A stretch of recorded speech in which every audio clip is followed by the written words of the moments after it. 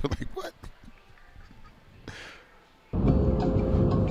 This is your captain speaking. We are making our descent into Las Vegas McCarran Airport. On behalf of our crew, we'd like to thank you for flying MMAjunkie Airlines. Now please fasten your seatbelts and put your tray tables in your upright position because the descent is gonna be a little bit bumpy.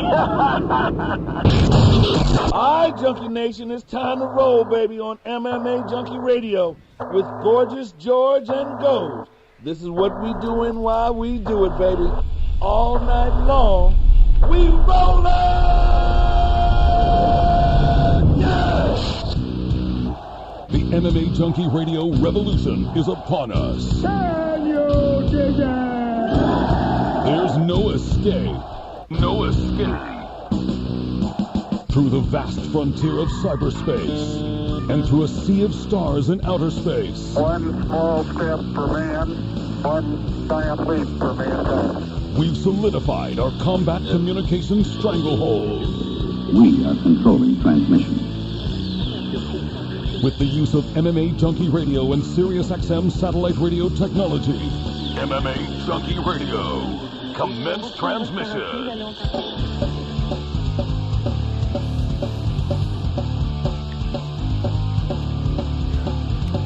Live from MMAjunkie Radio HQ in the fight capital of the world, Las Vegas, Nevada.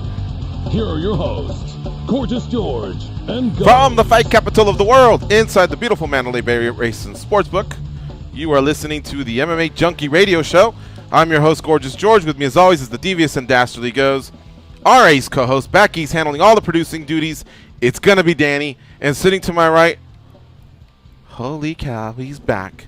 Frank Twinkle Toes Trigg, former UFC vet, former world champion at Icon, current actor and Hollywood stuntman, and certified judge and referee. What? You left out the biggest one. In the sport of mixed martial arts. What's that? Former co-host of this show for like 4 years. See how quickly they forget? See that? Well, I guess I wasn't done. I was going to kind of like bring all that. You also forgot the last champ of the WFA. The last champ? Yeah, that's right. When they folded, I was the last one that got the belt. So check this out. Also gourmet farter. Here's what's unique about today and having Frank Trigg on the show. Frank Trigg did have a run, like Go said, with the Tag Radio and MMAjunkie Radio Show. And I clearly remember 8 years ago, because the inauguration was going on, and I'm not sure we were in the studio yet. We were at Jason Straub's, and that day meant a lot to you. I just remember it was huge. Barack Obama was getting sworn in, and you said, as an African-American male, this is just such a big moment. But that was exactly eight years ago. Well, I don't know if it was. Yes, not 20th, exactly. Yeah, today's 20th. Yeah. But I remember it was a big day for you. Yeah, it was. Huge and day. Today, to see him walk out for the final time, I was like, damn. I'm not going to get into politics because that's all we'll discuss for 2 hours. Mm-hmm. But seriously, for me, man, I just felt like, damn, man, that was a great president that's exiting. Pictures have been kind of getting me, like the last couple of days, them just kind of, him and his wife, looking over the lawn, just shit. Like, can you imagine what that would feel like, knowing that that's one of the last times you get to do that as a resident of that house? Yeah. So a couple former wrestlers are part of the Secret Service, and a couple of them had vice presidential detail or low-level president detail, meaning like the dog, the gardener. Like you get to go guard the dog, kind of crap. Look at a. That's a thing? It's a real thing. Yeah. So I talked to them. They're like, presidents that get in for one term, and they run again, and they lose, miss the power, the prestige of being president of the United States. So you miss that. You are the leader of the free world. You are the man. Of every other country, every other culture, everybody defers to the United States. When our economy crashed, England came very shortly, and Tokyo came shortly after that, and then the rest of the world followed suit. Like we control the world from a financial standpoint, a war standpoint, an income, import, export. We control it. When you're president of the United States for 2 terms and you can't run the second time, all of them are like, you know what? It's a good run. I'm going home. I'm out. I'm done. Like, and they show those pictures of before and after, like when he first got in the office and when he got out, and you're like, dude, oh my God, look how bad he aged. Bitches, it's been 8 years. Right. Of course you've aged. It's been 8 years. Do you remember about 6 months ago I tweeted a picture of you, Cub, myself, and Goes, and that was about 9 years? Yeah. And you could see right there, I mean, no, we weren't the presidents, right? Yeah. But you could just say, okay, those are just key years of a male where they hit, and there's got to be some aging. So it's take the politics after we get done with this little quick out of here. But the reality of it is, whether you voted for Trump or not, he is now the president of the United States, and for you guys, determined on whether Trump does good or not. If Trump shits the bed, then Obama will go down as one of the best presidents that America ever had.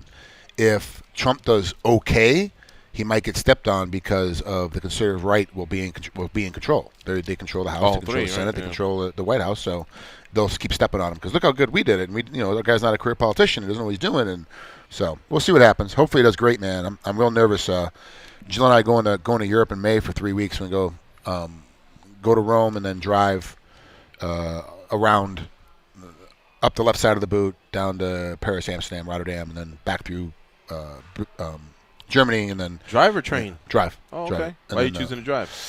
That's kind of how we started. We our third and fourth date were London and Paris. What? Yeah, that's the date. Yeah, that's let's go to London. Yeah, well, I was working for Bama, so I was going to commentate. My contracts have a companion ticket. Say, hey, let's come with. So she came with, and then a buddy of mine and a friend of the show, Donnie V, was the head of security for Justin Timberlake, and he was doing a concert at the O2 Arena. So I was like, hey, let's go. So I took her to the O2 Arena, went and had VIP tickets to see Timberlake do his little tour, and then we went and drove from London to Dover, got on the ferry, landed in Calais, and then drove up to Paris, and then spent 2 days in Paris. So that's kind of how we did Europe, and I've been to Europe a bunch of times competing. Is it all downhill from there? Like if he goes, hey, let's go to Fridays and get a burger, you're like, kinda. Yeah. So that's a good date, man. Yeah. And so now that's how we kind of started Europe, and then I've been to Europe a bunch, but never saw anything. It was like inside the gym, inside the hotel, inside the restaurant, inside the gym again. Yeah. And then go home. And so like now I'm actually gonna go stop and see it. Let's go look at where most of us, not most of us, but let's say. I'm going to say some stupid ass stat, and I'm just making it up. 35% of America is of European descent. Let's go check out Europe and see where we're from.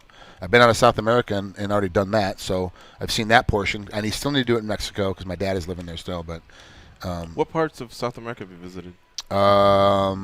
Yeah, all of them. All of it, really? Most of it. Yeah, you made it to Peru. Yeah, I made it to Peru. Oh, cool. I didn't get to Machu Picchu though, which really upset me. Like I really wanted to get up there, but I just didn't have the time. I couldn't get it done. So I'm definitely gonna go back. So I want to do it again. I actually would like to go with. I would actually like to go with, a fighter, like some of the fighters that are from there. Who's the Tony D'Souza? Yeah, D'Souza's one, but Kenny Florian's got Peruvian roots. Yeah, but he's an apple, so it doesn't really matter. What's her name? Girl. Oh, Valentina Shevchenko? No. Huh. Cookie Monster. She's from Ecuador. Ecuador. Oh, okay. Well, same thing. I still want to go down to Ecuador and hang out, like be with her in Ecuador, and be like, oh, I'm with a girl that fights, which is weird in Latin America anyway. And then this is her culture, so I want to go and check. I'd like to go down and check it out like that. But who knows? But anyway, Europe's the next plan. We went to Germany and we rented a van, or whatever. Oh, you told me you drove on the Autobahn. So yeah, we drove on the Autobahn. It was a blast, and I get what you're saying. Kind of immersing yourself in the culture and doing that is cool, but there are those stretches, right, where you go, oh fuck, it's 6 hours, and you wish. Then you see them bullet trains in Germany where you went like, oh man, I wish I could get from here to there. So there were some times where I'm totally feeling you. That car was like money, I mean, we controlled where we were going, especially now with GPS and everything, it'd be a lot easier. But then there were those stretches where you just felt like you could do so much if you could just get there, on a quick flight or a train. Well, the whole point of my conversation was that the reason I'm mentioning it is because now we have Trump as the president. So how will our relations be when we go over there? So you guys remember the story when I went over with my brother William to Dublin and we got in that bar fight because somebody else was bad talking Bush. And I didn't vote for Bush, didn't like Bush, but I'm an American. That's my president. You can't talk about him. And a whole big fight broke out between the Australians and all the Samoan bodyguards that were there, or security guards that were there. And then it's like you get. Did you tell us this? Yeah.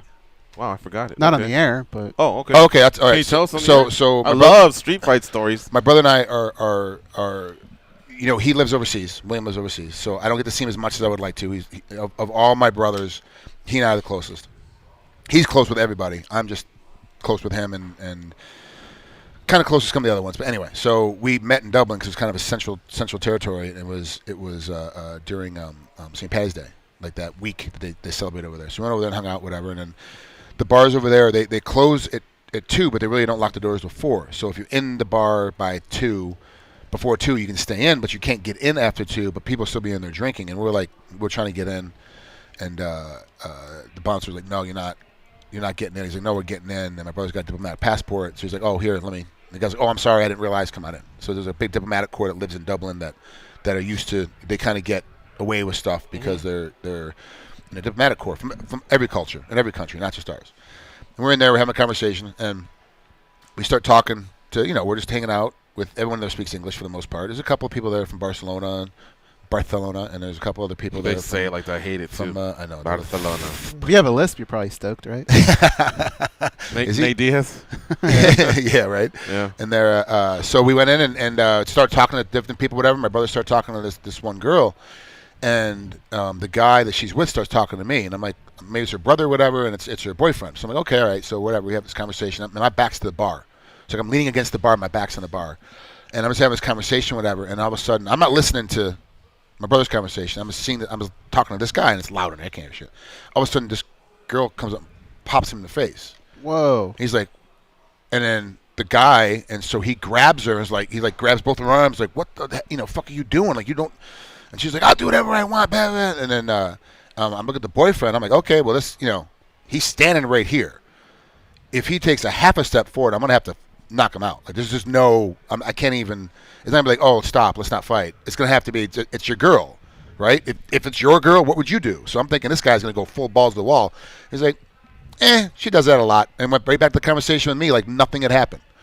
So now some random guy from Cornwall, who I had spent 20 minutes earlier speaking to, and literally had no idea what he was saying for 20 minutes. Had no clue. His accent was so thick, I had to turn to my brother and go, "Do you understand what he's saying?" He's like, "Yeah, I totally understand," because he's living in the culture, understands what everybody's doing. Nothing.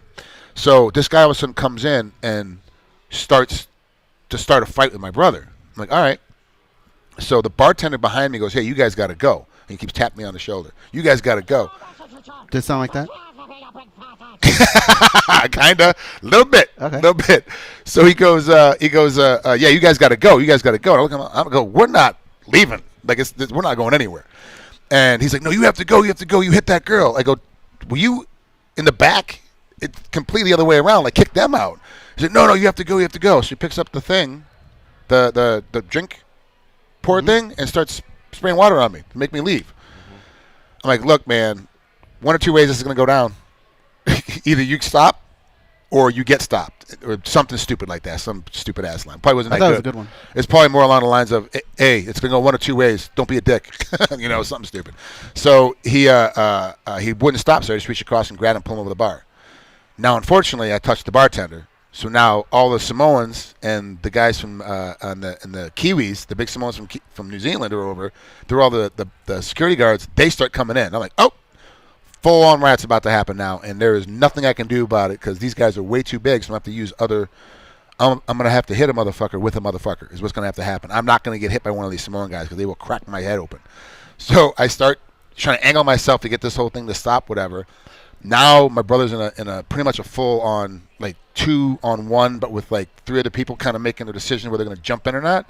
And I'm right next to him but can't get to him because I got 2 lines of bodies, so I can't, like, get to him. Because then you want to do the whole, we went back to back and we beat up the whole bar. So that's what's going on in my head, which never works out. So I jumped in. My back's against the bar. I got nowhere to go now. The swell's coming in. Everyone's trying to push to look at the fight. The security guards are trying to get to us to stop the fight. And I'm getting pushed up against the bar. So I just get on the bar and then jump off the bar into the pile of everybody. And it is, in my mind, it's 25 minutes of the most riotous, ass-kickingest, chair table breaking, grabbing bottles and smashing guys in the head fight. Was it like King of Queens when you were on there? Way worse than that. In my head. Oh, wow. In reality, it's about 10 seconds of, no, fucking you do it. No, fucking you do it. No, fucking you do it. Everyone just pushing each other, and that's all that was going on. So all of a sudden, now at this point, the security guards are coming in. I'm like, we are fucking screwed.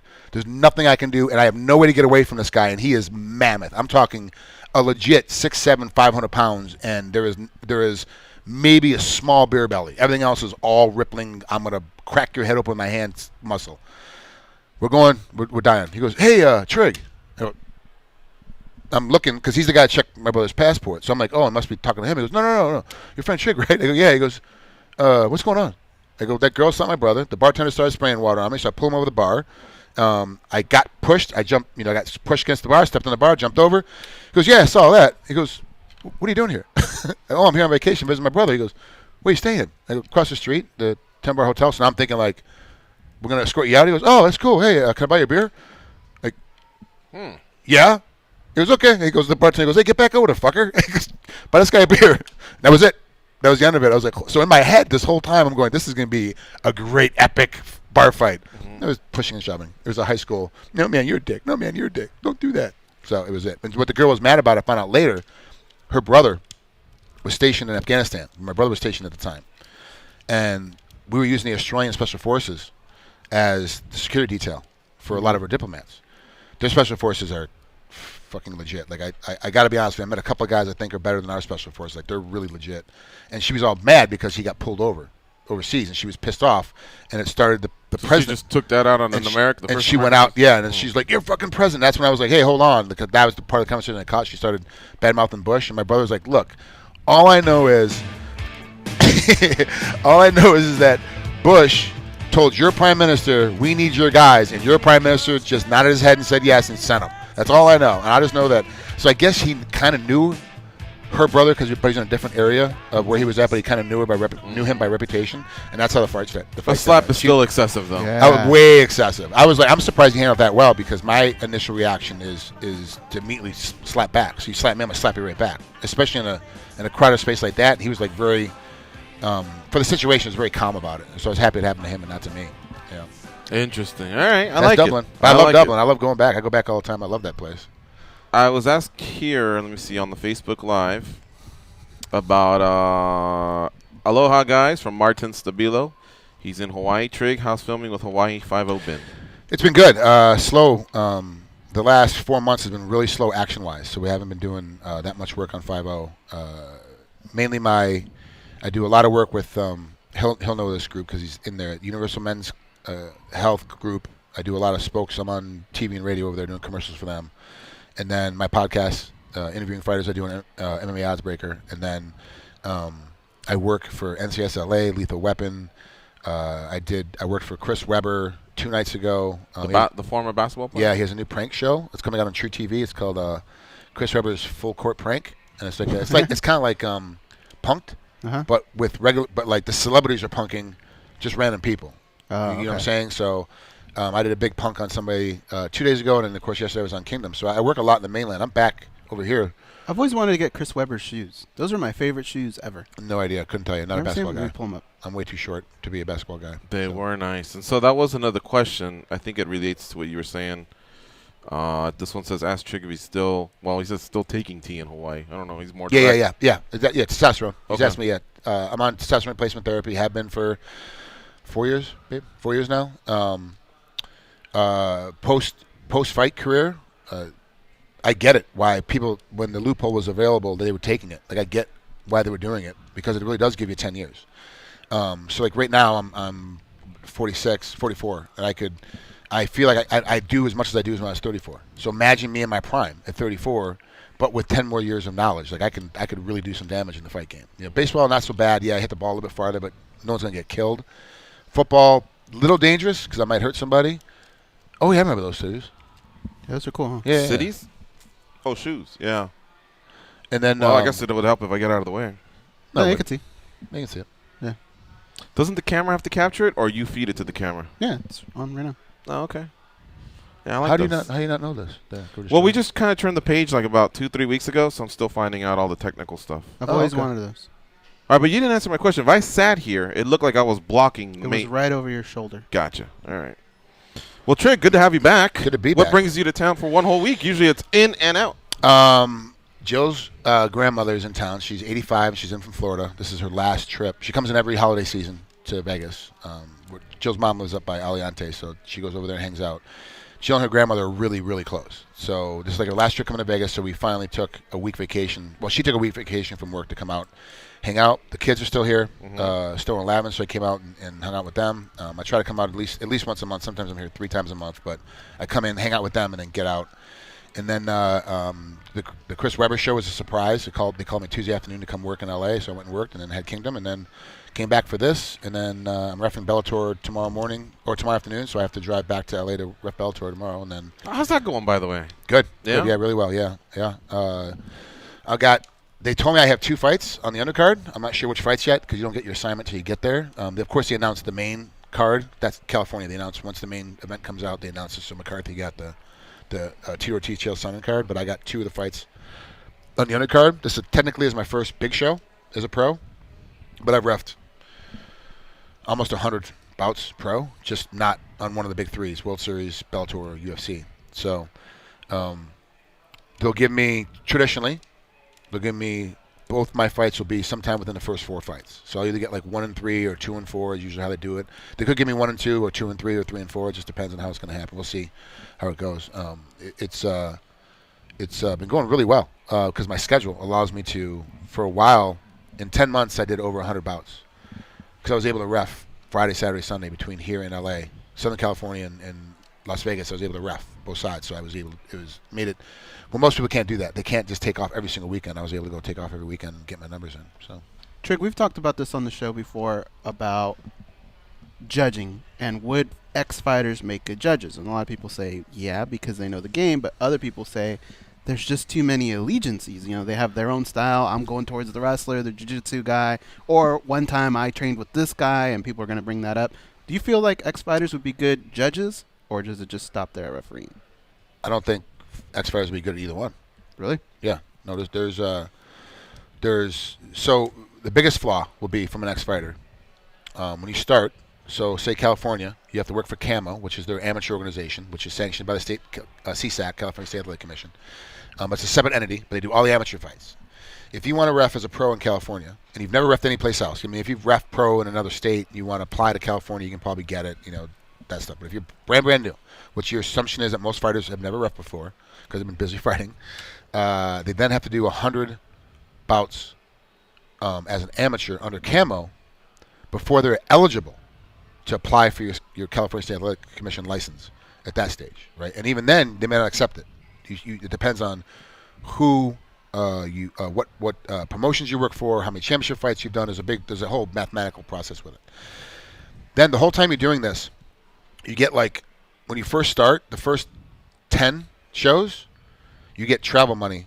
That's it. You don't get any pay. You get just your travel allowance. That's it. And the travel allowance is from, I had to use my gym in LA as my address, so I only got like, some nights I got like $75, and that was it. And I drove all the way from Vegas to there to ref, 5 or 6 bouts. That's your gas tank. Yeah.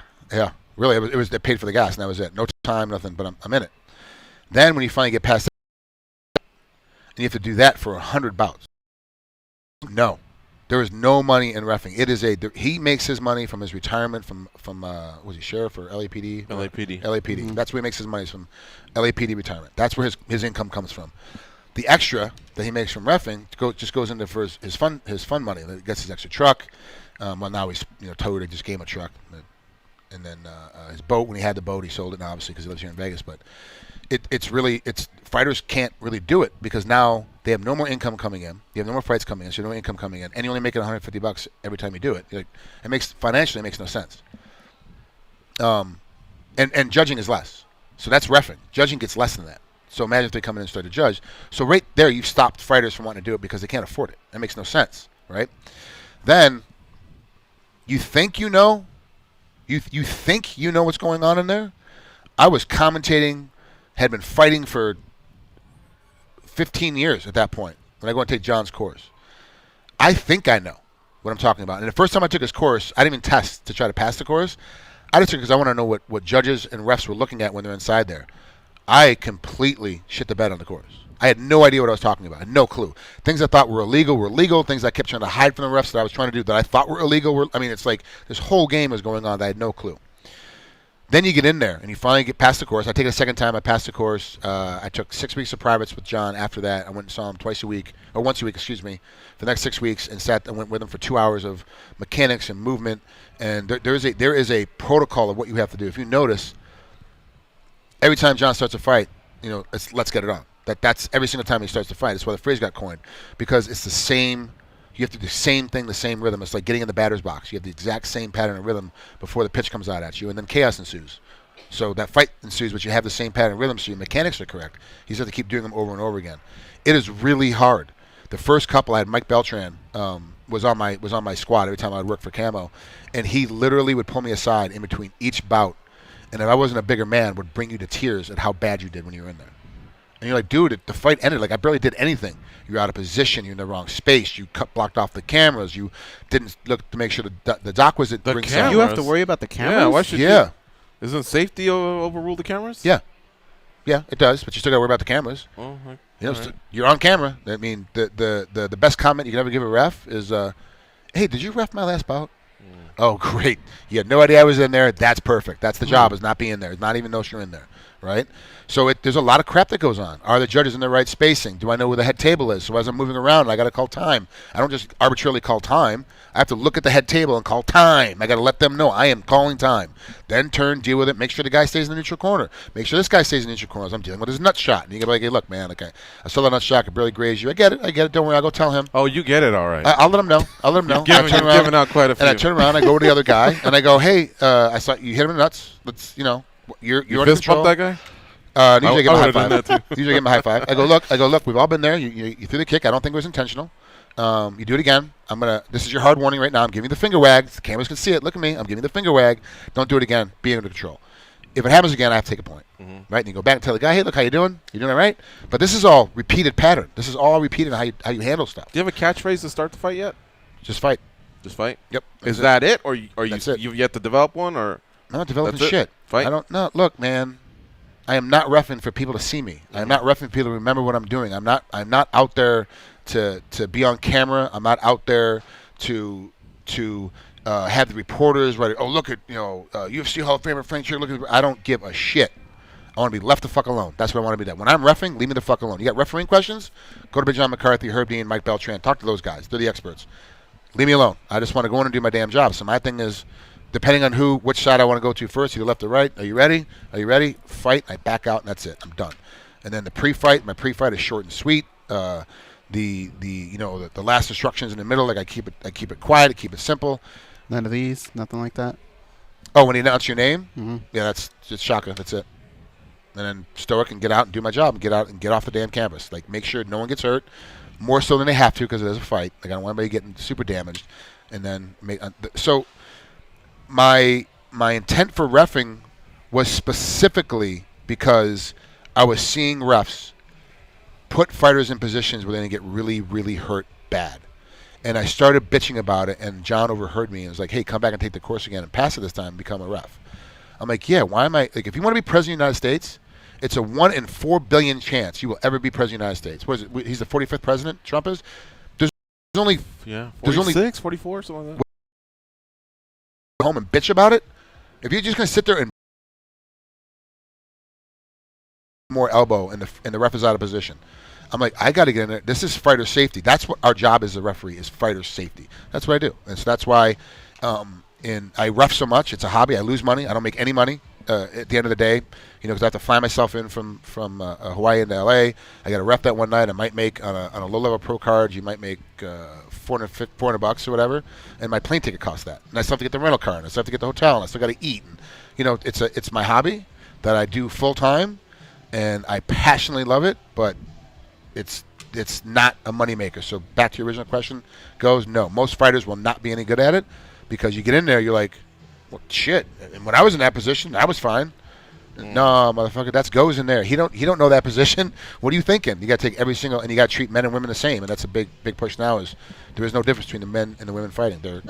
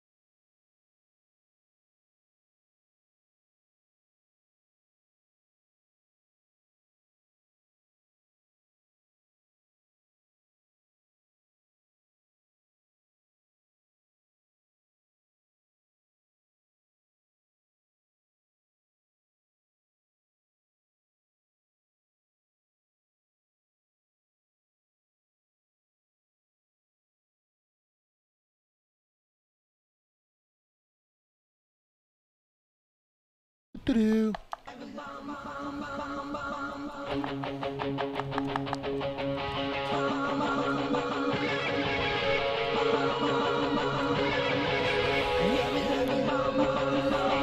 You know that scene in Star Wars where Darth Vader tells Luke he's his father?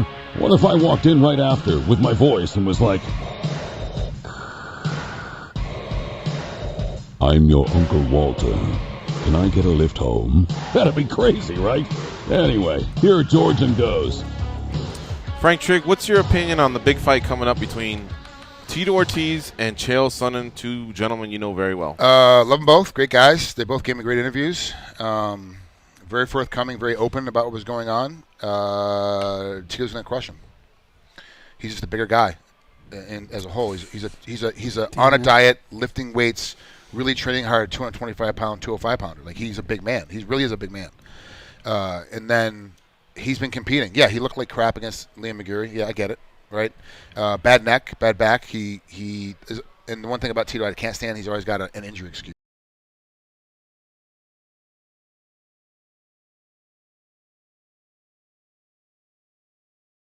He got popped for 7 different things, right? It wasn't one thing. It was 7 different things he gets popped for. Mm-hmm. Now he's got to be completely clean, and has been, because he's underneath USADA. So it's a whole different ballgame, a whole different fighter. And if you look at him throwing punches, he's slower. He's older, too. I mean, 3 years is a long time. He's slower. His footwork isn't quite the same. His trash talking is better. He's got a better mindset for getting stuff together when he's trying to sell a fight. But when it comes to time for the fight, he's still a top 10% fighter. Now, don't get me wrong. He's just not top 5% at 185. Moving up to 205? Come on, man. You're talking about Do you think he can get Tito down?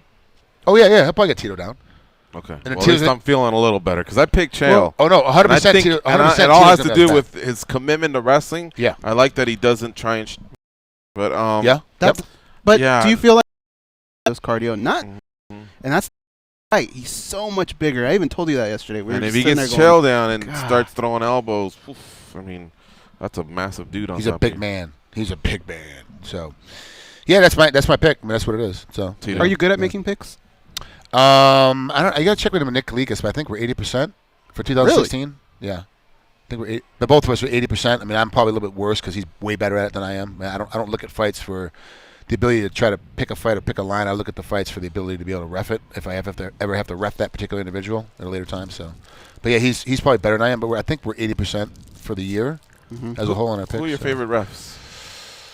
McCarthy, Beltran, Dean. I mean, these are guys I work with, though. I've never worked with Mark Goddard, so I can't tell you. He screwed me. He screwed me as a ref, so I don't. Goddard did? Oh yeah, he completely screwed me. Like a complete. What fight? Wallhead. Oh, okay. Jim Wallhead fight. He completely screwed me. So, and he'll never admit it. He won't admit it. And it's clear as day. Like, it's on tape. You can't miss it. Like, you cannot miss it. And he just completely dicked me over. Like, it was a complete. Like, that's what caused me to lose the fight. Like, 100%. There's no way around it. So, but I've never refed with him, so I don't know. And I don't see him enough because he refs overseas a lot. I don't really see him enough to know how he is. But McCarthy, I usually go off of McCarthy's lead. McCarthy says he's a great ref, so I make the assumption he's a great ref because John knows better than I do. So that's my assumption. So, I'm a big Jason Herzog fan. I love Herzog. Yeah. Love Herzog. He's he and I are complete bipolar opposites of how we ref.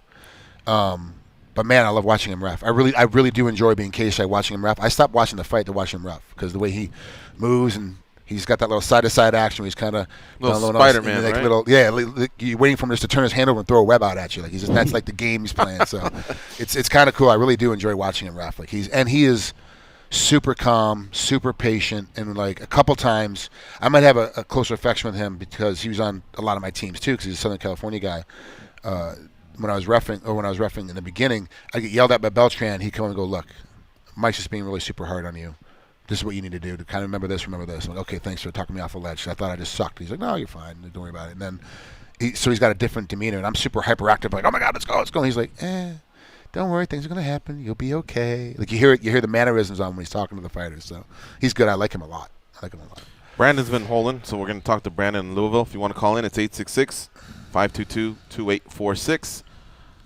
What's up, Brandon? How you doing? How it goes. When you put out that survey a few months back and asked us what we'd like, and we said we'd like some former co-hosts back, And that's a good one. Yeah. Ooh. You gonna take that Trigg or what? I don't know what he said. He's got. I know some screaming hooker in the background. I can't. I'm not down with that. I don't want to talk to him too much because it might give away his location. The cops come find him, so I'm just gonna leave it alone. You'll leave my mom out of this, all right? Hey, good for you. Good for you though. Good for you though. You can be your mom's pimp. Yeah.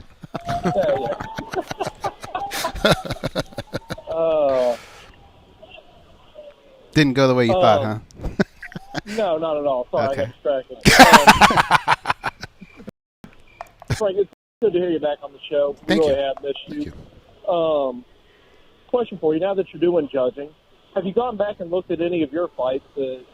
Either a close decision that didn't go your way, or that did go your way, and have you kind of rescored them in your head and go, okay, maybe that was different than I originally thought?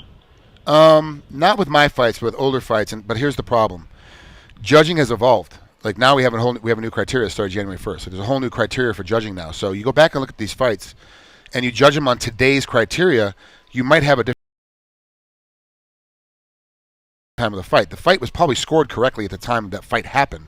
It's just whether you're interested in the fighters or not makes no difference. Go look at the fights and then score them as a judge, or walk in front of the TV like a referee and kind of get yourself in that position and see how we do things differently. A lot of these fights are 10, 15 years ago. What were the rules like 10 or 15 years ago? I mean, you guys know that the new what's a down opponent right now? The two. Well, now it changed. Yeah. Right. What is it? Yeah. So now it's before it was a 3-point stance. Now you have play to have the game both. with one. Now you have to do two. Okay, so I'm on my knee. I have to have two hands down? No, if your knee's down, your you're knee good. is down. But we're thinking of that crouch position. Remember, guys used to be in a 3-point stance. Right. Now you can't do that anymore. You have to have both hands down. Right. You sure? But if you have a knee down, then you're good. Yeah. What about I have my hand down and my elbow down, and my other hand is up in the air, Your elbow. and I'm on my feet. I'm on my feet. And you're on your feet. Uh-huh. So you're in the 3-point stance, but except like you're like this. Yeah. The elbow's down. Right. That's what I said. Elbow's down. So what are you? Are you down? You're or a up? down opponent. Right. You're down Yeah. opponent. Anything other than the bottoms of your feet on the ground and your hands on the ground, you're down. Your butt. And then to be a down opponent, it's got to be both hands if there's only one hand on the ground. So that's the game, is to stop that. You can't touch me. You can't touch me. Do you think people will be smart enough to play that game, hand and elbow? Because that kind of That's too much explodes. energy. Yeah. It's way too much energy. Do you know how much tricep power you have to use to keep going from trying in the middle of a fight? That's way too much energy. It's not worth it. Diminishing return on the output. Mm-hmm. So, but I thought about that too. And then in the new judging criteria, they've demanded that damage now is the front runner. So I love it. unfortunately, like Nick and Nate Diaz, they come out there and throw those 1,000 punches. Not going to win fights anymore. Clay Guida, with all that movement, is not going to win fights anymore because you have to do damage. So a guy hits, Clay throws 500 punches at you, and 100 pitter pats get through, and you smash him twice.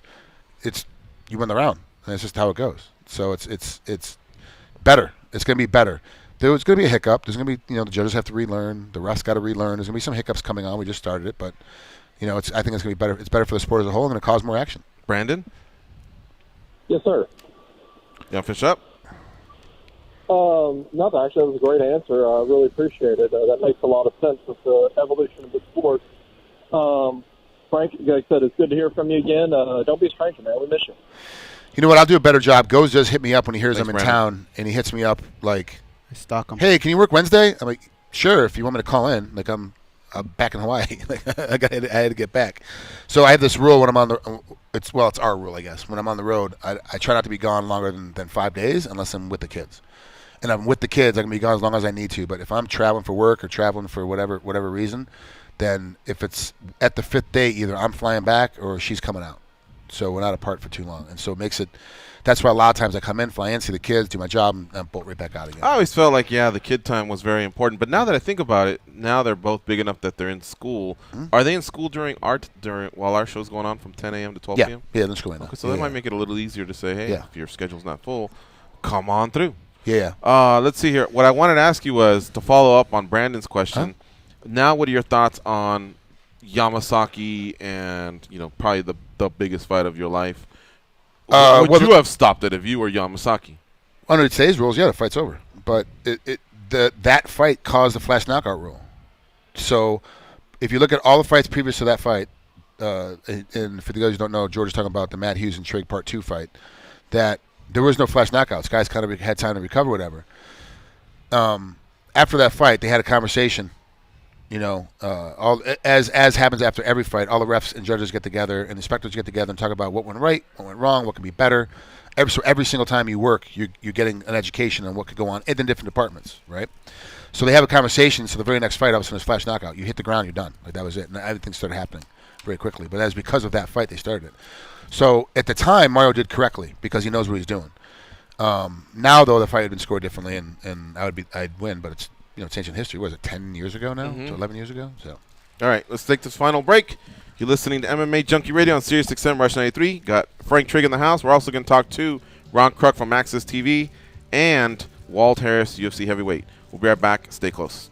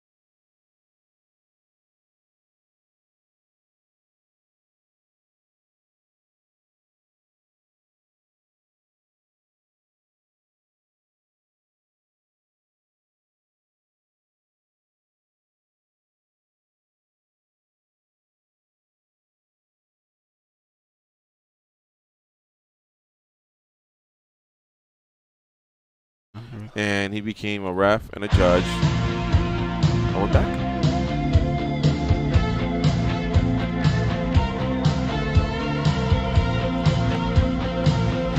Charm, compassion, common sense. These guys have none of that. You listen to them, so you're no better. I am awesome, though. They are Gorgeous George and Goes. Trigg, I want to finish up what we were talking about. Yamasaki, it's an ancient history, but aside from the world title, Goes is a pop quiz for Goes. Do you know what that non-call cost, Trigg? Yeah. What? The chance to be a coach on The Ultimate Fighter. Right.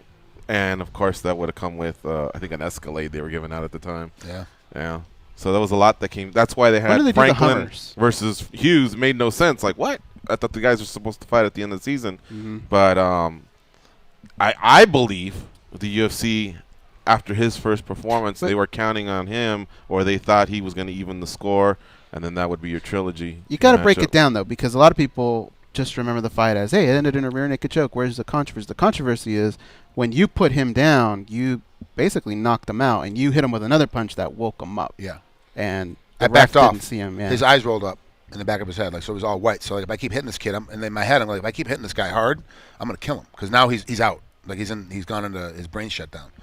And so I just got pitter patting. I look up at mine, like, what the hell you doing? And all of a sudden, Matt's moving underneath me. I'm like, oh, he must just be convulsing from being knocked out. And I look down, and he's like trying to, like, he's moving. I'm like, holy crap, fight's over. Holy shit, I am now, the fight is over. Like, I went from I'm winning to nope, I'm out, done. So, but yeah, no, it's I haven't seen Mario ref that much. Have you? Am I missing it? Really. No, not much. Not like the other guys, for sure. I think he's more just based in South America. And Is that what he was living in D.C. for a long time? and then he moved back to Brazil. Oh, he did. Okay, but it's been so long that we've caught up with him that I don't know where he's at. But I think he wound up moving back. Here. Yeah. Okay. His brother does it as well too, doesn't he? I think I've seen that. Yeah. Yeah, they're like masons. They're like marble layers. Like, they're amazingly good at because obviously you have the Brazilian granite. Mhm. You know, he used to get that and put it all the time to D.C. That's like his big thing. I had no idea. I thought you meant like Chevello, like what are they? The Freemason. Oh, you're talking about a Freemason. Yeah. No. So Maybe he is. I don't know. there's a listener here, and I don't know if he's been calling. He's been calling for a long time, but I don't know if long enough to go back to 2009. His name's Aaron from Texas. Same thing. He wanted to get involved in the sport, but because he's a younger guy, and I think we've always just kind of like, he's one of those guys where verbally through the show we're just rubbing the top of his head. Yeah, kid. Have a nice weekend. Yeah. But he really went out and educated himself with Big John McCarthy. Correct me if I'm wrong, Aaron. I know you will. I believe he took his course as well. And he started doing high school wrestling, Brazilian Jiu-Jitsu. He'd check in with us. And we were really, really proud of his just progression. He's one guy that put his mouth where his money. What am I saying? Money where your mouth is. Yeah. He backed up. He really wanted to learn more about the sport and be involved in the sport. And so he started, doing that, and then lower level shows, and then finally he got to judge Legacy Fighting Championships. Oh yeah. So we were stoked for him. It was undercard and everything. And then last Friday he actually reffed on TV, on Access TV. Wow. And it was just so cool. Like I felt like a proud papa. Like that was really, really cool to see him go out there and do it. We didn't really critique his performance, but and I'm not here to really like go down that road. But the one thing I was thinking, going back to Herzog, I like how Herzog is close to the action. If there's anything I could tell Aaron, is there was just a couple times I would have wished he would get closer. You know what I mean? Other than that, I thought from what I saw, these are amateur eyes, obviously, unless you're taking the course, you don't know where they should be. But what do you think overall? Well, I was gonna say, like, he just brought up, like, I had no idea about the cameras, so who knows? Maybe he wasn't close to the action because he's dealing with that. So I don't know. But he was applauded for his stand-ups. He got in just at the right time when there was a stall, and I thought overall he did well. And so really, really proud of Aaron from Texas. All right, so goddamn, Trigg, you just clowned that whole coffee? Yeah. He literally just got it like 30 seconds ago. I'm working on 6 hours of sleep in the last 3 I thought that was yours. That was full when you gave it to him? Shit. Yeah. All right. Well, as a guy that's given up coffee for a little bit, that one stings. Why'd you give up coffee? I'm just drinking water. Why? Trying to lose weight. So I'm cutting out my calories, that you can drink. Yeah. Okay. Yeah. Are you Just working to out? Start. No, well, it just started yesterday, but I didn't. I was gonna go walk the dog, but it was raining, so I got to get to the gym today. You don't have a raincoat? You don't have an umbrella? Well, no. I mean, that's just like a funny way of saying I didn't work out. Temper. That's not gonna happen. I'm afraid cooler heads have prevailed. Nice. Whoever hit that was spot on. We'll be back in about 4 minutes. We're heading to commercial, and this is Frank Trigg in studio. If you see it once.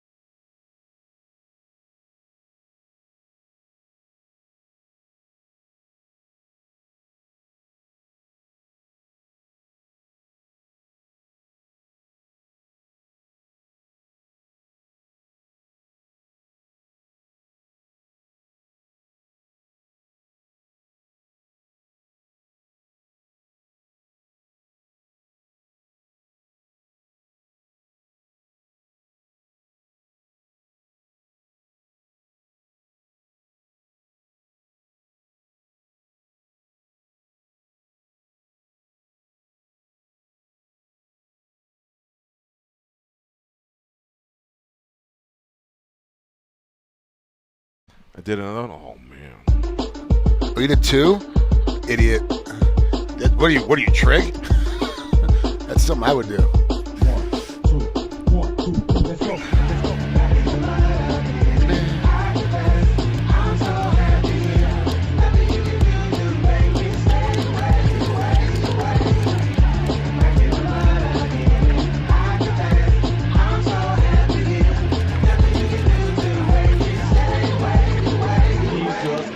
Boys hit it slim, hit bull, temperament, at the pony, at the flame. Either way, it's in the bin. If it's me, consider it more than a coincidence. Even though they mumble at me, suckers keep their distances. Barber, K, hey, what's that they say? Hip hop, redneck, that's a safe place. Say what makes you comfortable with me, cause I like it here. How about a world where an urban music pioneer? Turn it up, let it bang. Roll with me, I bet you can't. Took too much to make it flow. Never will I let it sing. So reinvented it. For all you degenerates, hoping that my moment pass. I can see the end of it. 25, living life. I was born yesterday. Loving life, doing right, earning every breath I take. Standing in the mud again. Cousins need to pay me well. Playing with my not so distant cousins from the APL. All right, here we go. It's the second hour of the MMA Junkie Radio Show. Usually after the first verse, chorus, whatever, kind of bring in the show. But I felt nostalgic there. That was a great call. That's actually one of the songs that we used to start the show back in the Tag Radio days. So apologies to Ron Kruck. We probably kept him on hold an additional 30 seconds. Nah, he was bobbing his head to it. Was he? I think he was aside like from that that, it is catchy and cool. Yeah. Yeah, I like that song. All right, so I want to welcome to the show Ron Kruck from Access TV, broadcaster, host, reporter. What's up, Ron? How you doing? George goes. I'm doing great. Yeah, great tune, man. I was jamming to it. And shout out to Trigg, too. How are you, Trigg? Good to see you, bro. You too, brother. What's going on, man? You know, I'm just living the dream up here at the Mystic Lake Casino in Minnesota. It's actually just over 40 degrees. So we feel, Milicic and myself and Chevello, we feel pretty fortunate that we're not in a blizzard here today. You got to find the silver lining in every shitstorm. Hey, by the way, exactly right. Not to hijack what we're going to talk about, which is LFA 2, but he brought up Minnesota. Did you guys hear about Brett Rogers, who used to fight for Strikeforce? That was weird, man. Holy cow! He's been arrested. Guys, this was crazy. I get in the other day. I open up the paper, the St. Paul Pioneer Press, and on the second page is a story on Brett Rogers, ex-fighter charged with sexual misconduct. Very, very strange, guys, and very sad too. For Inside MMA, I came up here and did an interview with him when he was going through his domestic assault case. Yep. And I interviewed him and his longtime girlfriend at the time, and the guy was very humble and always has been. You know, he went through some tough times. We all do, but this is just a crazy, sad story that he is reportedly homeless now, has no money. And then these sexual misconduct charges were involving separate incidents with 3 men. So I don't know what's going on, but a real, real sad story to see Brett Rogers, how far he has fallen. And, you just pray for the guy that he can turn it around. Yeah, that was crazy. Well, Ron summed it up, but that's what's happening. I guess one was there's this big walkway out there in Minnesota. One occurred there, so, kind of more of a public setting. One was in a bathroom, and then one was elevator. I guess, is it an elevator? I thought one of them was. Okay, and I thought one of them was behind bars as well, something to do with a cellmate. Yeah. But one was while he was in jail. The cellmate accused him of sexual misconduct as well. Crazy stuff happening there. Brett Rogers. Man, sorry to kill the vibe here today. Well, I was going to throw a George Michael joke in there, but it might have been a little bit too soon. Well, that's what he was doing. It was that type of approach. Yeah. I mean, it's not like he was grabbing people. It was an approach. Like, hey, you want to jump in the stall with me? So yeah. All right. Well, listen, Ron. LFA, man. LFA 2. I really enjoyed LFA 1. I think that Higo guy is going to be a beast. What a complete fighter. Just to sum up, that main event last week, you could just tell he was notches above his opponent. Not too many notches. The opponent competed. His name escapes me, but Steven Peterson. Yeah, but Higo's the truth. Yeah. Yeah, Leandro Higo, the former RFA bantamweight champion, he is the real deal. I mean, he put on a display last week that was so impressive. Got to give props out to Steven Peterson for surviving the beatdown. He is the guy you want in a street fight with you. He is as tough as nails. We were just talking about Ocho Peterson, me and Militic in our production meeting, wondering how he's recovering and hoping that he's recovering and what color his face is at this time. But Leandro Higo, what a performance, Pitbull. And then he breaks out, him and his crew, they break out now this was not an official UFC contract, but they break out the contract and he signs it, and he had Dana White's name on it, and he was calling out Dana White to sign him. I don't think we're going to see Leandro Higo in the LFA too much longer. I think that if he did speak English, he'd be there already. But he was incredible, and really a great unification bout as LFA crowned as the first champion. Yeah, and it wasn't him all day. I remember now Peterson had a choke on him, and that one was close. Yep. And then going towards what you were saying, Ron, you got to do something to stand out and make a difference. And I thought Higo nailed it. That fake contract, whatever, they're following. They're following a trend of, taking advantage of that post-fight speech. It's so important. Everybody is, you got everybody's attention. They're paying attention. You got to do something there. And I love it. Hopefully he makes the next step. Now, turning the page to LFA2, we have Lazar Stojanovic, I believe. I tried it a few times. It reminded me of the guy that used to play for the Sacramento Kings. Stojakovic? Yeah, something like that. I was like, I'm going to go with it. If Ron wants to correct me, great. But he's going up against Mike Richmond, who we haven't seen in a couple years, and he's finally back. This is your main event tonight on LFA2. Tell us about this, Ron. Yeah, I'm excited about this main event in the featherweight division. Really two hard-hitting strikers. We're expecting a slugfest, both making their Access TV fights debut. Mike Richmond, the Marine, we've seen him many times in Bellator. He fought 13 times in that promotion. But, of course, he is coming off a 2-year suspension, nearly 2 years away for performance-enhancing drugs and being suspended by the California State Athletic Commission. And I thought your own Ben Fowles did an awesome article on him. What I like about Mike Richmond, I talked to him yesterday, is that he owns up to it. No excuses. He did. He flat out said, listen, I was hurting. I needed to get in the gym. I cheated. It's all my fault. It was so refreshing to hear an athlete just come out and admit fault. And, I asked him, what did you take away from the experience? And he's like, if I could just tell anyone out there, the young fighters that are thinking about taking a shortcut, don't do it. He's had to go out and get some jobs here, security-wise, to support himself. But he returns. I'm excited to see Mike Richmond. And then Lazar Stojanovic. Yeah, you got it, George. You're all over it. He's a very interesting story as well. Fighting out of American Top Team in Coconut Creek. He's won 7 straight. But it's interesting, this is over a 6+ year span. So he hasn't been that active. As Richmond said, he's had 17 fights in that amount of time. I asked Lazar why is he so inactive, and he just said fights fall through. He's a dangerous guy, and on the regional MMA scene, a lot of guys don't want to take the chance of getting in there with him. So he's had a lot of fights fall through, strong boxing background, over 150 amateur boxing bouts to his credit. I think this is going to be a awesome back-and-forth stand-up war, and I think it's a great way to start off the main event of LFA2. Ron, I want to go back a second to Richmond and his suspension. He gets 2 years on a first offense, okay, which is supposed to be the standard. And then, of course, Machida and Kruck and Chael Sonnen, they all get 2 years for their suspension. And of course, Kruck and Machida self-report, and they give him a 2 year. And now the stream seems to be coming out where a lot of these guys are getting 9 months, 6 months. So you get a guy like Richmond whose level was really not that much over the legal limit. Like, it really wasn't like he wasn't like blowing Alistair Overeem 29-1 or some crap. He was really low, but he still gets a 2 year suspension. So a guy like him gets screwed when these guys now, like, what was Lesnar's suspension? 9 months. 1 year. 1 year. Like, I mean, 1 year. And he's a habitual a habitual abuser.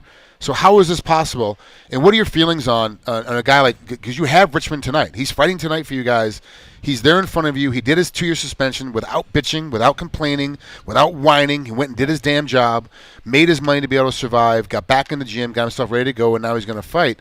But really got screwed, honest, in my personal opinion. What do you think about how this USADA thing is coming together? Okay. Yeah, a lot of people agree with you. I think that the California State Athletic Commission and Andy Foster were extremely harsh with Mike Richmond. And for a guy to come out, admit it, deal with it, not try to take this to in front of the commission and drag this out or lie. A full 2 years. Okay. But it still was a very, very long time. I tend to agree with you. I thought it was a little harsh, especially for a guy who, a veteran guy who's done things for the most part right. He's an ex-Marine. Admitted the mistake, and then you see the other side with Nevada and just giving a guy like Lesnar the 1-year suspension. It seemed way excessive. I'm glad to see him back and owning up to it, moving on. But to me, it was. I agree with you. It just seemed to be way too harsh of a suspension. Yeah, it went from 2 years and they reduced it to 18 months, and that's why he's coming in. But I remember, Ron, when he got popped, he more negative media. He received and the pinner, who's 17-5 overall, 26 years old, a submission machine. He's got 14 wins by sub. He's going against Chico Camus, 16-7 overall, 31 years of age. He's been doing this for a long time. He's coming off a win at RFA in December.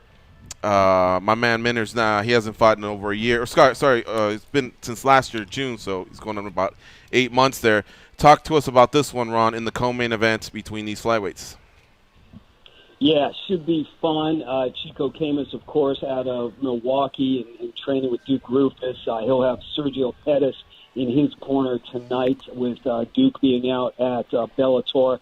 A veteran guy, 9 wins, though, via decision. The one complaint about him, even when he was in the UFC, he went 3-4 with 1 no contest there, is that he can't finish fights. He has gone to a decision in 13 of his last 14 bouts. Now, he is moving up to 135 after some tough weight cuts for this fight. It is a bantamweight fight against Minner. Derek Minner, this guy is as tough as nails. He was 4-1 in RFA. He's been 3-1 on our network.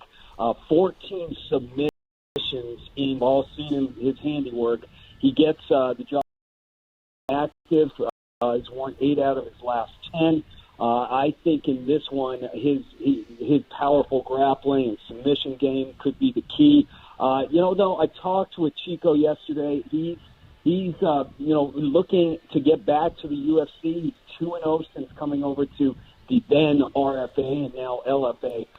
So this is a big bout for him. He feels that he needs another couple victories and he might be back.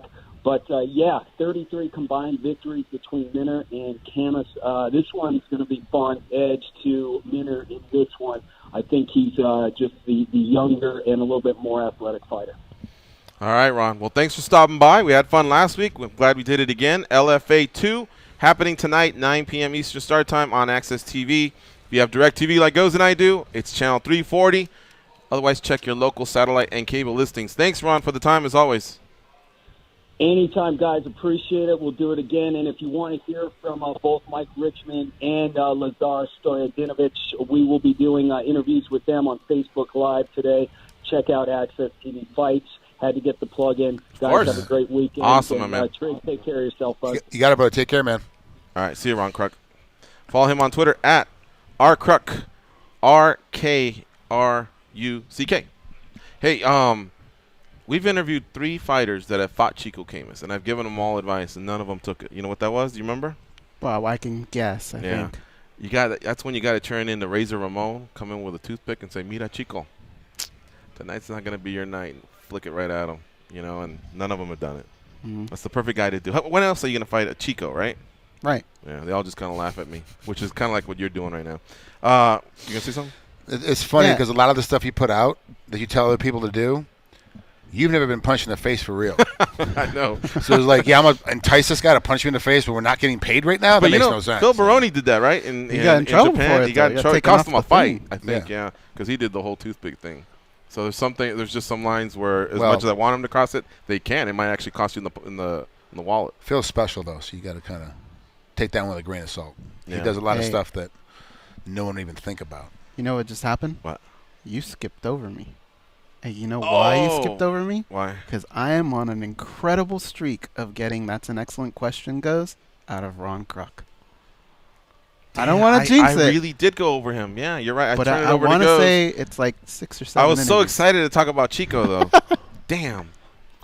Well, hey, so you know what? Do you remember a few years ago I said there could be a run in MMA where in pro wrestling's kind of turned it around in the last 5-10 years, but I would say about 10 years ago, you couldn't go more than a month without someone committing suicide or just heart stop beating.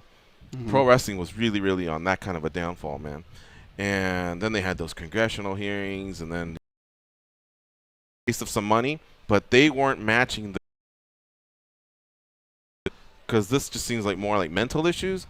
But when I read that, I started thinking about, how we discussed that because we're still going through a generation of fighters that are going to retire and maybe not have opportunities for themselves. You know who I've heard have a difficult time with that? The college players in football and basketball that are kind of like, it's more so in college basketball, that are one and done and get that big contract from the NBA and just don't pan out because it all happens so quickly for them. They did an interview with Anthony Bennett from UNLV. He's not even in the NBA no more. Or is he like Turkey, Argentina? No, he's not even playing. He's not playing at all? I don't think he's playing at all. There's a lot of countries that'll give you some money to play. He was the number 1 draft choice. Wow. That's crazy. So how do you deal with that? Go back to your 24-year-old self and give you $20 million. What do you do? Well, if you want to go back to my college self, then I would have to go back to my 34-year-old self. That's right. Good work. Yeah, that. I mean, so this is the problem that we're giving these kids all this money and they are kids. They're children. Like you are still a child. At 22, 23, 24 years old. You go kind of nuts. You buy your mom a house, buy your cousin a house, get a couple cars, got some nice bling, bang a bunch of hookers. Next thing you know, you're like, damn, I can't afford anything.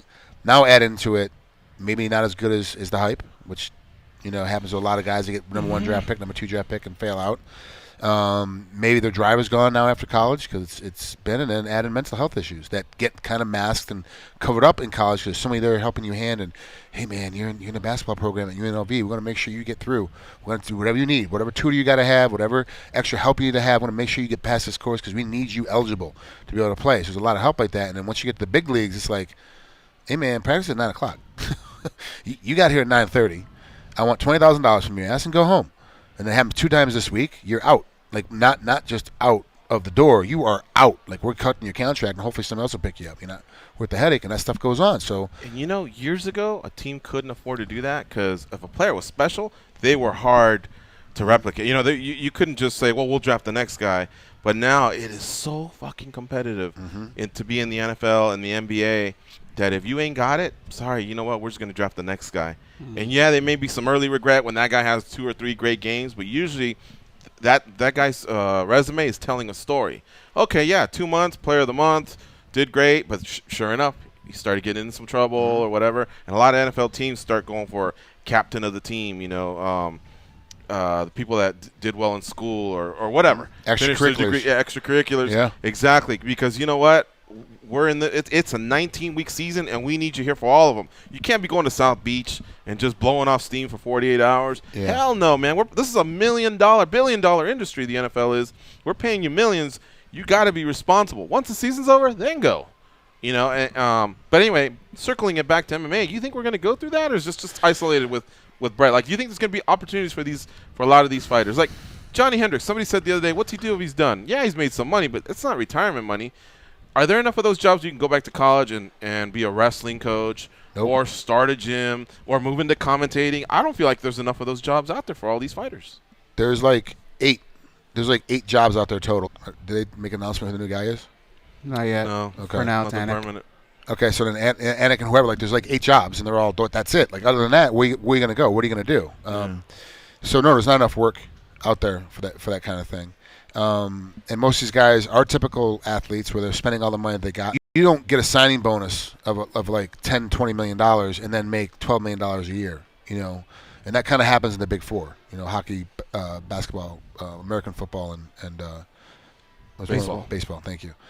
In MMA, McGregor makes without right. He didn't get $2.5 million. He had to work his way up to get it. So in MMA, it's a lot different. Like, you've got to prove that you're worth that money. You got to prove you can sell seats, that you can make people want to buy your merchandise, that you're going to be polarizing figure that people want to watch you. Otherwise, you don't get that money. That's just how it works. Like, you got to prove that space before you get there, where they have college athletics. That guy proved it to me, so we're going to go ahead and make a bid for him. But there's whatever 28, 32 other teams bidding for this guy, so you give him a lot of money to make sure he comes in to you, right? Where in MMA, where are you going? You got 2 shows that can pay you, and only 1 show is going to make you rich. That's it. Bellator can't make you rich. They got the money, but they're not doing it right now. The guys over there are not getting rich off their paychecks. Guys in the UFC are getting rich. Now let's not forget rich and wealthy. You guys understand the difference between rich and wealthy, right? Mm-hmm. Rich is Peyton Manning. He's rich. Wealthy is the owner of the team. Okay, there's a big difference, right? Fertitas, wealthy as shit. Wealthy, have been wealthy, come from a wealthy family. It's a different mindset, it's a different mentality. So you get somebody that's rich, like a Conor McGregor. Say he leaves and he's worth $10 million. Guaranteed, if he keeps control of his money, he will be worth half as much in 5 years. That's just how it works. I believe it. He'll be worth $5 million. This is what's going to happen. He'll blow through his money. Now, he might be smart enough to give somebody else control of his money, have a financial planner. They'll take care of it. In football, how many guys do you know that are football guys that are homeless and got no money? And baseball players are That's why I'm stuck not a big believer of when Dana goes, yeah, they're rich, he's sad, GSP. Maybe GSP because he's so disciplined, but Ronda and everybody, I mean, you start spending too. You know what I mean? And it goes away. That's one thing. So many people bring up, you know, more salaries, better benefits. I'm interested in the welfare of the fighters after they're done. When they're talking about all these associations and unions. The UFC is doing a transition team now. I heard from somebody else that they're doing a transition team now. So for guys that are getting out of fighting, hey, I'm getting retired, and what do I do next? And they're putting a team together to help you make that next step to get out. So that's the longevity of the fighters, and the UFC is actually taking care of that, or helping to take care of that. But still, the guy's got to perform. Man, the tiers are so different, though, when you think about it. Like, take a guy like John Jones who's making millions of dollars, and then take the 5-5 guy, right? Their lives are completely different. In the NFL, the base salary is like $200,000, $240,000, something like that. $500,000. That guy is still. I mean, he doesn't have the stuff that maybe a Peyton Manning has, but he's got nice shit. Yeah. Yeah. All right, we'll come back. We'll keep talking. You're listening to MMA Junkie Radio on Sirius XM, Rush 93. Frank Trigg in the house.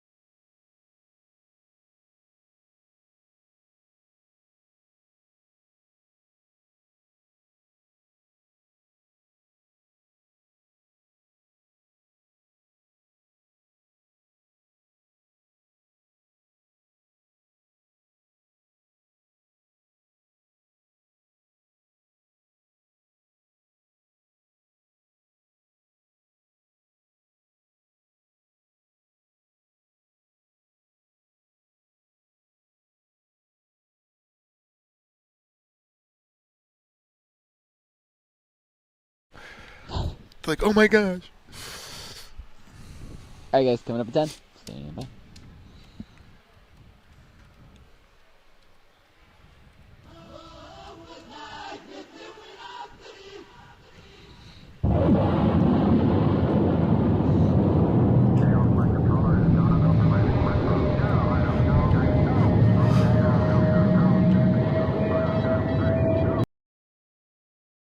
All right, we're back. WFA icon. Shootout team? I won a shootout. I wasn't a champ, though. Okay. Yeah. Man, you had Sakurai, too. Yeah. Our first loss. Those some good fights that you had that a lot of people don't know about. We're talking off air about MRSA, and I want to raise a point. The friend of ours that couldn't get admitted is because if they admit you, then the World Health Organization has to get involved because you have MRSA. And it spreads very quickly. Yeah, so that's why they didn't. That's the reason why they didn't want to admit. They know him. who it is. The audience. Yeah, oh, they do. Oh, yeah. So that's why they didn't admit you, is because they don't want you. They didn't want you to have that on the record that there's a MRSA case in their hospital. My friend. You guys know T.J. Thompson? Yeah. Okay. Yeah. T.J. His wife works for. What do they call it out of Atlanta? CDC. Disease control, whatever that is, the Center for Disease Control. Yeah, Center for Disease Control. She works for them, but in Hawaii. So like anytime there's like any kind of outbreak, like when we had a Hep A outbreak on the island, coming to different restaurants, I'd call her and I literally would call her and be like, hey Rosie, like am I going to worry about this? She's like, you can stay away from Waikiki right now and stay away from these certain places. You should be okay. And then she's like, okay. She called me back like a week later. She's like, okay, you should probably go in and get your Hep A and Hep B boosters. It's getting a little severe. So like I learned everything about all the crap that goes on, but she's like, yeah, that's the thing with MRSA. They don't want you to admit you if they can help it, because then it becomes a thing in the hospital, and it's a problem for the hospital too, because then they have to do a whole cleanup and a whole. So yeah, Lehman Hallway. All right, let's take this call here. Surprise caller. Junkie Hotline. Who's this? Hey, what's happening? Frank Trigg. What's up? Man, who's your favorite killer, man? Shut up. What the fuck is he doing calling in? Oh, you told him to? Oh, you're a dick. My bro, man. Hey, what's up, buddy? I was like, what's up, Trigg? No, what's going on with you? Are we, man, just, listen, okay, so to supporting you, man, you know? For these guys that don't know, remember when I'm gonna tell them the Ice-T story. So I thought this was Will. Okay, it's not Will. I'm gonna tell you the Ice-T story. Go ahead. Okay, so you guys remember when Coco and Ice-T were breaking up because Coco was banging this other rapper here in town? Who doesn't remember that? No, I didn't know. Okay, that's AP. That's the rapper, and it's legit. It happened. Like it was 100% legit. Like I've seen the photos. I'm like, holy shit! I thought it was all bullshit, but yeah, no, it really happened. Ah, okay. Yeah. AP's here You in thought town. it was Will, huh? Well, it's because Danny, the producer, that's inflicted with MRSA, said it's Frank, it's Will's his brother, and Will usually calls in from wherever he's around the world. He usually calls in when you're here, so that's why I believe that. AP is like my little brother, man. We hang out whenever I'm in town. Like he's like one of the go-to guys. If I got 20 minutes, I'm gonna drive down towards Lake Las Vegas where he lives and get a cup of coffee with him. Like he's family. So yeah. So Danny's not Danny's fault. He's right. So. All right. What are you doing, sucker? Are you? Am I gonna see you tonight? Because yes, sir. I'm here, man. Whenever you're free, you just give me the word. Whenever you're free, we're gonna link up. Whatever you want to do, bro. Is your new product? Is your new company open? The dispensary? No, it'll be open in a month. Actually. Okay. It'll be open in a month. So, but I got whatever you need, though. You know that. Okay. So for the people at home, full disclosure. This is Vegas, right? He has a dispensary. He's open. What's the name of the dispensary going to be? Yeah, let's plug it. AP, what's the name of the dispensary? What's it called? So it's pharma extracts. So it's just like Reef. You know, I got a big facility just like Reef. Okay. I got everything, man. It's gonna be great, man. It's good that I'm glad that they let us do this type of stuff now. So so we can get into that business and get some of that big money, man. That's what it's about. So Nevada is for the people who medically need it, you know. And Nevada just made it recreational. They just voted in recreational. It's not legal yet recreationally, but it will be. They voted it in. Now they have to get through the rest of the process for it. But Nevada is the only state that recognizes out-of-state medical licenses. So if you come in from like whatever Washington or Portland or California, you come in with a medical license. You can actually purchase here as well. When traditionally you would have to go to a different state, buy a license there, and redo it. And AP's got a dispensary coming up, and I have completely come off all medication except for my blood pressure medication. being black, we have high blood pressure. I have no choice. I can't get rid of it. I'm kind of stuck in a position, so I have to stay on it. But no more Celebrex, no more Vicodin, no more ibuprofen. It's all CBD oil. And then when I'm really bad and I got a day off, then I vape THC. Nate Diaz style? Yeah, but I only vape. I can't smoke. It hurts. Like I'm a weenie. Well, that's man. what he did. He was vaping, remember, in front of the commission? Oh, yeah, that was the CBD oil. Yeah, That's the same. I'd vape CBD oil every day, like 3 times a day, and it stops all my internal pain. So, and now with AP helping me out, it makes it a lot easier because it's also legal in Hawaii, but they made it legal. But these, AP, check this out. So they said, yeah, it's legal to manufacture and distribute medical-grade marijuana to medical license-carrying people, but it's illegal to have a dispensary. So you're like, I'm able to sell it, but I can't have the place for you to buy it. Like, this makes no sense. So there's a loophole in the law that everyone forgot about. So they're trying to fix that now. So right now I can't get it in Hawaii. I have when to buy will it be available for recreational? Here in Nevada? Yeah. I don't know. It's up to they voted it in this last election in November. Right. And now it's just a question of when will the start date be. My guess is I heard it was a month away. My guess is spring break. Why? Because spring break. It's going to be around. It's going to be around spring break. That's exactly when it'll be. I'm asking on behalf of all the junkies that listen to the show that are coming for the junkie gathering and they like to drift off and do their stuff. You know that chronic make me paranoid, baby. So make sure you get AP's information. So Yeah. that way we have. Yeah, I'll pass it on to you guys. You guys have it. To send them. AP, I'll see you tonight. We got a show we got to go to, but I'll see you tonight. I got to grab a bunch of CBD oil from you. So. Thanks for calling in, buddy. All right, love you to death, Trigg. All right, brother. Take care, bro. Oh, I cut him off. I'm sorry. All right, he's fine. So That's just to funny clear shit. things up, this is Coco's man or something? Was like when Coco when Ice-T and Coco had that big breakup and they were like because she's banging some other rapper here when she was doing Peep Show here in town. He also raps? Yeah. He's been around for a while. It's AP9. He's from Oakland originally. He's been around. Like he came up with Too Short. He's been around a long time. You know, and he's actually got some good rhymes. Like he doesn't suck. Just never got that big ass, that really really big, you know, way Dr. Dre deal. Mm-hmm. But he lives next door to Celine Dion out at Lake Las Vegas. So he has the house right next door. Has pit bulls and crazy parrots and you know he's you know him and Ice-T don't exchange. I think he always takes the high road. That's so weird. But yeah, so I had to start. I couldn't do it. My liver. I had a bad liver function. I had a test for some life insurance, you know, and they were like, "Yeah, your liver function is poor. We can't certify you." And I went back in and looked at all the medication. I was taking like 5 things that gave you. So Vicodin a result of wrestling, MMA, all of it. Doing up to 70 a day. Yeah. That was crazy. That's a lot. Like I wasn't getting that bad, but I was like, man, I gotta stop. Like I can't do it anymore. And it took me 3-4 days to like, okay, because you have to learn how to. Because CBD oil is not like a pill you take. 75% THC, but like you can't get all the THC out of it. You have to have some of it, and that's what I use. So I vape that, and if I'm really hurting, like say I did a shoulder workout, or like I went through a box the other day. Like I went through a glass table 5 times, 5 different takes. I went through a glass table, and my shoulder's kind of sore. I'm like, okay, so then I take like 5 or 6 drops of CBD oil, the same stuff I'm vaping. I was dropping on my injury and rub it in, and then wait a couple minutes because you gotta wait for the oil to dry. So then soak into your shirts and then go about my day. After workout, but if I'm not working out that day, it'll last me, 5-6 hours. Put on fire? Yeah, a full fiber. Yeah. Oh wow. Yeah, I'll send you something real. What's been the closest call to like an injury or? I mean, it's tough to say. I mean, you don't know what the closest call is to an injury until you have the injury. Then you're like, oh, I got injured in that one. I guess what I meant was which injury sucked the most. I would think being lit on fire if it burned through my suit. How many takes? One take, Frank. That's the. So they'll call me. That's what my one take, Frank. George Greenberg gave me that nickname, and when I was running for Pride there. And Fox Sports. No, but I'm okay. So let me give you a little insight. It's probably good. If I get too long, just cut me off. So you show up on set. You look at the sides to tell you what the day is going to be. So you kind of read through the sides and look what the principal actor is going to do. That's team one. The first out. What I think my part will be.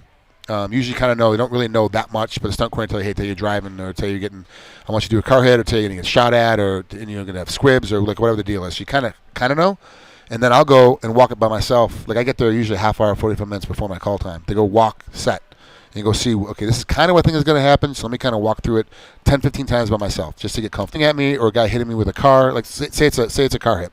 So he will literally walk what he's supposed to do.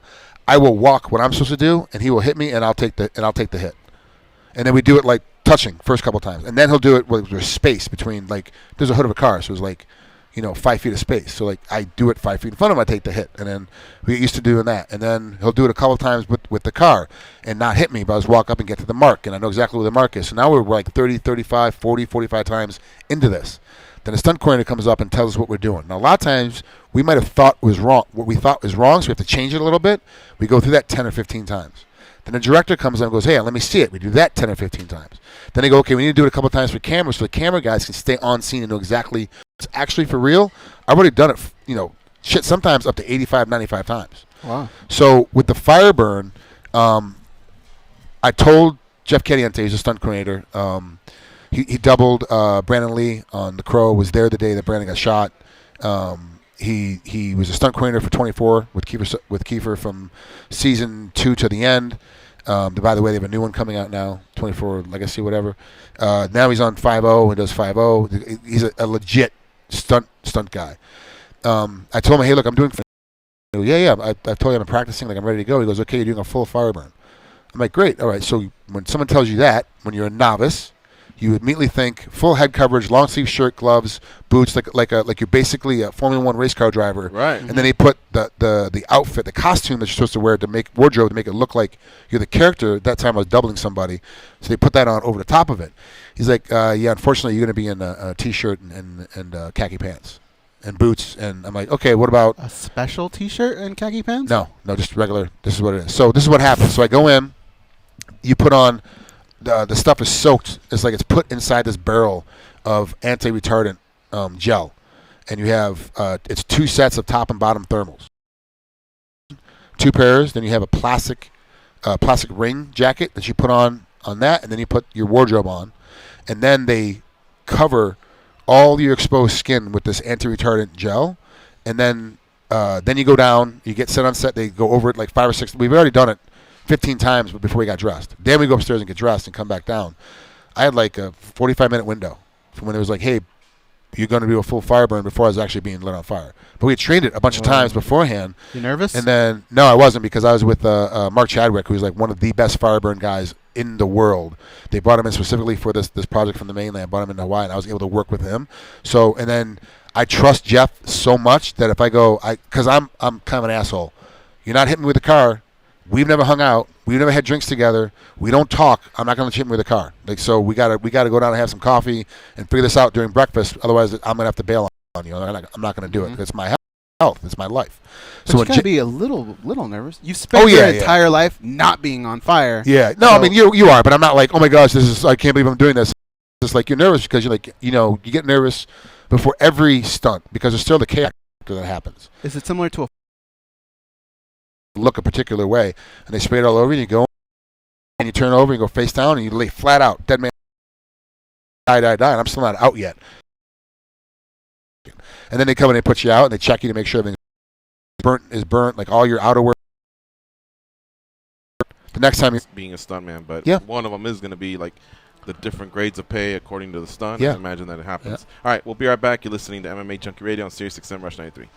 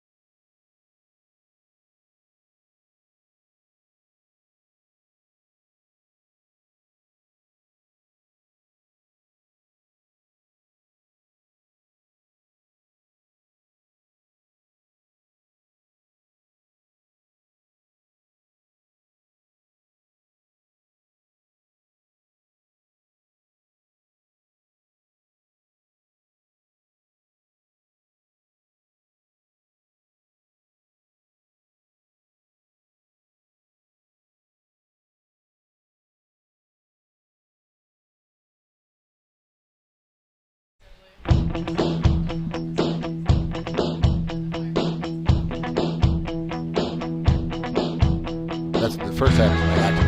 They can drink Mentos-flavored Diet Coke without their stomachs giving a single fuck. They are Gorgeous George and Goes. And this is MMA Junkie Radio. Want to thank our guests for the week, Brad Tavares, Tony Ferguson, Brad Okamoto, King Mo Lawal, Alberto Del Rio, Steve Swanson, Kevin Aioli, Henry Hooft, Kamaru Usman, Gilbert Melendez, Frank Trigg, and Ron Kruck. We will reassign Walt Harris to next week. We weren't able to finally connect. But to close out the show, this is Frank Trigg's demo reel. It's called, the right? first half is acting, and the second half is all my stunts. So. All right. Is this, where's this? Oh, it's Kingdom, it looks like, maybe, right? Nope. It's a show called Any Which Way They Come. It's the third installment of Any Which Way They Can and Any Which Way But Loose with Clint Eastwood. It was actually written as a trilogy. And this is the trailer for the third movie that I was starring in. Huh. And this is you in... We can't hear volume, Goose? I don't know. Yeah, we hear nothing. I just heard Goes go. I mean, I can, but... Oh, yeah, okay. And this is all stunt. This is you in The Devil Wears Prada? This is Awakened with Vinnie Jones and Daryl Hannah.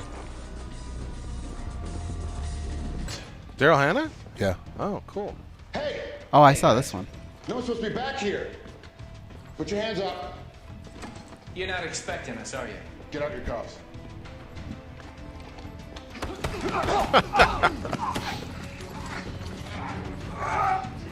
Always the rear naked choke with these guys. Always. Yeah. At least it was Cool J. You should have defended it at least, and then he had to go palm to palm. Like, this guy's a tougher son of a bitch than we thought.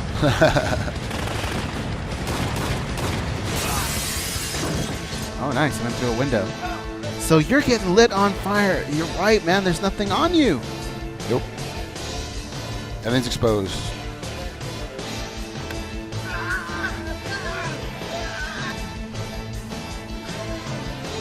Man, I ain't trying to do that. No way. I'd be nervous just watching them.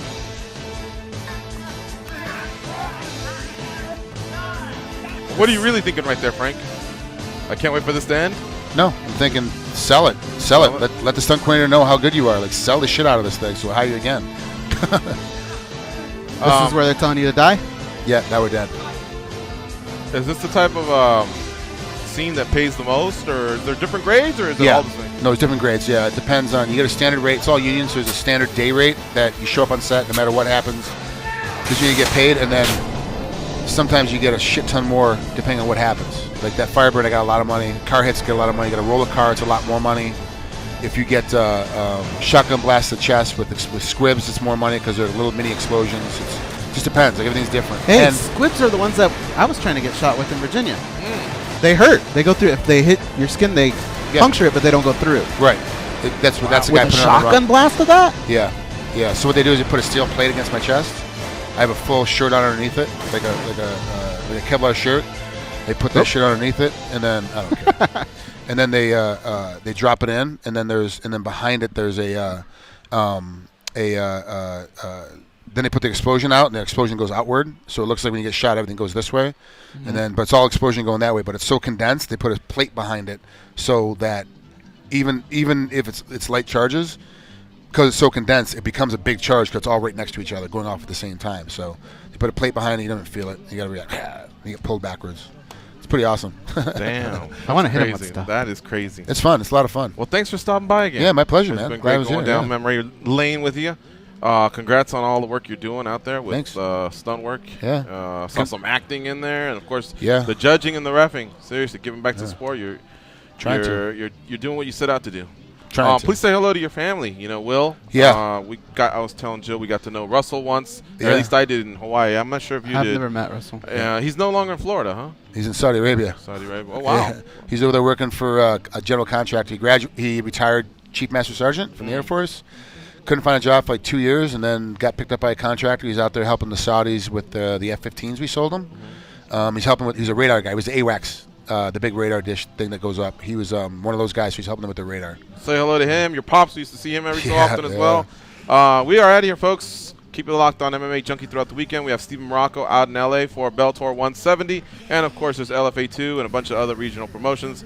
So keep it locked on MMA Junkie throughout the weekend. We'll see you on Monday. For Trigg and Danny and Goes, I'm George. Go out there and be champions.